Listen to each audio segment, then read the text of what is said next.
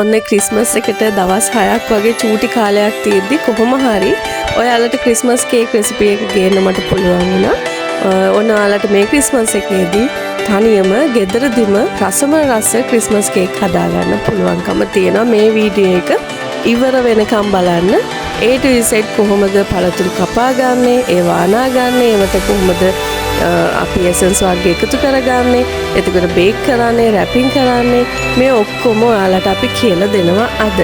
ඉතින් වීඩියෝ එක ස්කිප් නොකර බලාගෙනම ඉන්න. ඉතින් මම මෙතනදී සුල්තාන් සරන් තියෙනවා. සුල්තානා තමයි මේ කපාගන්නේ. ටිකක් ලොකු ගෙඩි වගේ තිබුණ නිසා මම ඒවා ටිකක් පොඩි කරගන්නවා. මේ තියෙන්නේ පුහුල් දෝසි. ඒවත් ලොකු කෑලිනේ අපිට එන්නේ. ඉතින් සාමාන්‍ය හැපෙන ප්‍රමාණයට කපා ගන්නවා. මෙතනදි මම රටින්දි අරන් තියෙනවා. ඔයාලට අකමැති නම් රටින්දි නොගෙනම ඉන්නත් පුළුවන් ක්‍රිස්මස් කේක් වලට. හැබැයි ඒකේ ඉන රසයට මම කැමති පොඩි ප්‍රමාණයක් රටින්දිත් එකතු කරගන්නවා. මෙතනදි කැන්ඩිඩ් පීලුත් මම මේ කපා ගන්නවා. ඒ වගේම ජින්ජර් ප්‍රිසර්ව් අපි කියන්නේ ඉඟුරු දෝසි. ඉතින් ඉඟුරු දෝසි දාගන්න. ඒක හැබැයි ටිකක් පොඩියට කපා ගන්න හැපෙනකොට සැරක් එන නිසා. මේ තියෙන්නේ චව් චව්. මේ තියෙන්නේ චෙරි. දැන් මම මේ පළතුරු ඔක්කොම එකට කපා ගත්තට මෙතනදී පළතුරු අනද්දී චෙරි සහ කජු එකතු කරගන්නේ නැහැ. මම අනිත් පළතුරු ටික විතරයි මුලින්ම අනාගන්නේ. චෙරි සහ කජු මම පස්සේ එකතු කරගන්න තමයි තියාගන්නේ. ඒකත් ඔයාලගේ කැමැත්ත හැටියට එකතු කරගන්න පුළුවන්.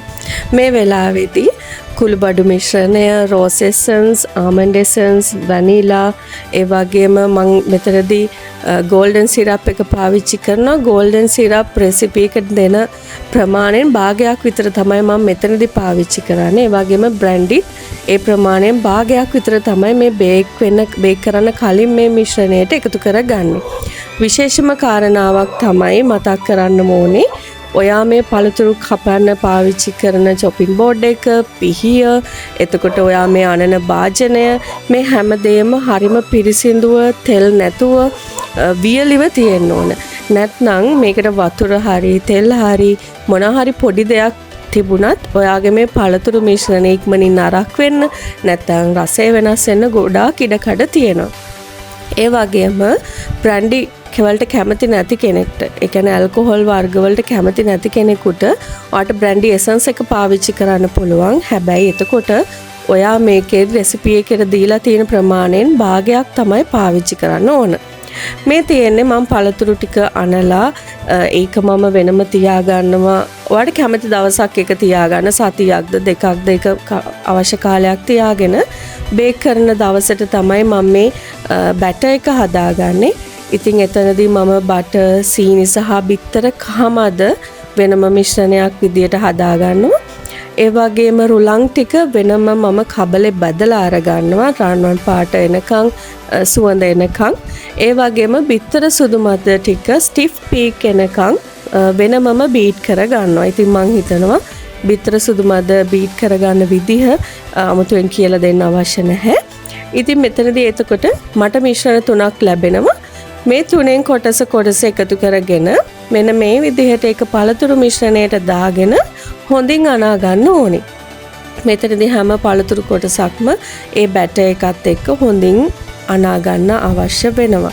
ඉතින් මේ ගොඩ සමහර අය රුලන් බදින්නේ නැතුව පාවිච්චි කරනවා. ඒක ඔයාලගේ කැමැත්ත. හැබැයි මට හිතෙනවා රෝස්ටඩ් රුලන් වලින් හොඳ ටේස්ට් එකක් එනවා. අර අමු රස නැතුව යනවා.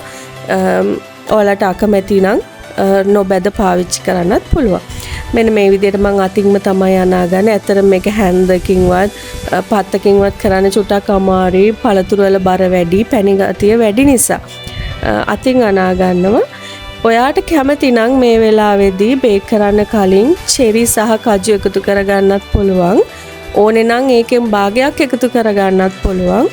හැබැයි චෙරි සහ කජු වල අර වර්ණය පොඩ්ඩක් වෙනස් වෙනවා බේක් වෙද්දි. ඒ නිසා මම චෙරි සහ කජු එකතු කරන්නේ බේක් කරාට පස්සේ. මේ තියෙන්නේ මම බේක් කරලා අරගෙන ආයේ කේක් ටික කුඩු කරලා තමයි චෙරි සහ කජු මේ මිශ්‍රණයට එකතු කරගන්නේ.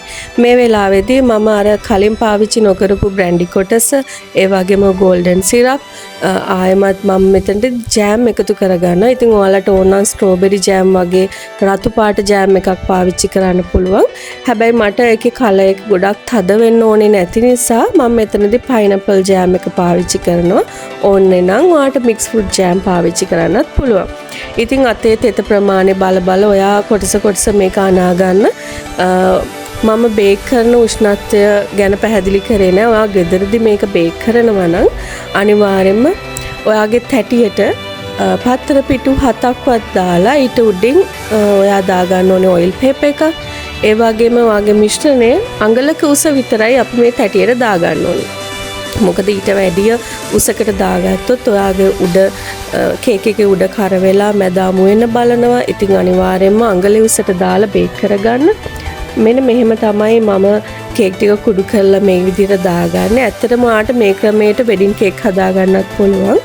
කෙලින්ම ක්‍රිස්මස් කේක් එක කුඩු කරන්නේ නැතුව අර අපි සාමාන්‍ය බටර් කේක් එකක් හදන ක්‍රමයට ඔයාලට ඒ කෑල්ල පිටින්ම ගන්න ඕනේ කියලා හිතෙනවා නම් මෙතනදී අර චෙරි කජුත් ඔයාගේ බේක් කරන මිශ්‍රණයටම දාලා එකවරම තැටියට දාලා බේක් කරලා අන්මෝල්ඩ් කරලා ගන්න පුළුවන්. එතකොට ඔයාට මේ අනිත් ඊට පස්සේ එකතු කරන දේවල් හැබැයි එකතු කරන්න වෙන්නේ නැහැ. එතකොට ඔයා බේක් කරන්න කලින් ඒ සියලු දේ එකතු කරලා තමයි බේක් කරගන්න ඕනේ. අනිවාර්යයෙන්ම ඔයාගේ oven එකේ උෂ්ණත්වය අඩුම, ඒ කියන්නේ අඩුම සෙල්සියස් අංශක 100ට වගේ දාලා පැය එකමාරක් විතර මේක බේක් කරන්න ඕනේ. මේක ක්‍රිස්මස් කේක් එකක් විදිහට පාවිච්චි කරනවා නම් ඔයාගේ ටේබල් එකට ඔයාලට පුළුවන් මේක උඩට කජු කුඩු ටිකක් එකතු කරගන්න, නැත්නම් අයිසින් සුගර් ටිකක් ස්ප්‍රින්කල් කරලා ගන්න. මම මෙතනදී මගේ රෙසිපි එකේ ප්‍රමාණයන් කියන්නේ නැහැ. මම ඩිස්ක්‍රිප්ෂන් එකේ දාන්නම්. මොකද මම මෙතන කිලෝ 18ක විතර ලොකු බල්ක් එකක් තමයි හැදුවේ. ඉතින් පොඩි ප්‍රමාණයකට කිලෝ එකකට ග්‍රෑම් 750කට විතර ඔයාලට නිවසට සරලන ප්‍රමාණයකට මම රෙසිපි එක දාලා තියන්නම්. ඉතින් හදලා බලන්න. හැදුවොත් මටත් ෆොටෝස් එවන්න, කමෙන්ට් කරන්න අමතක කරන්න එපා.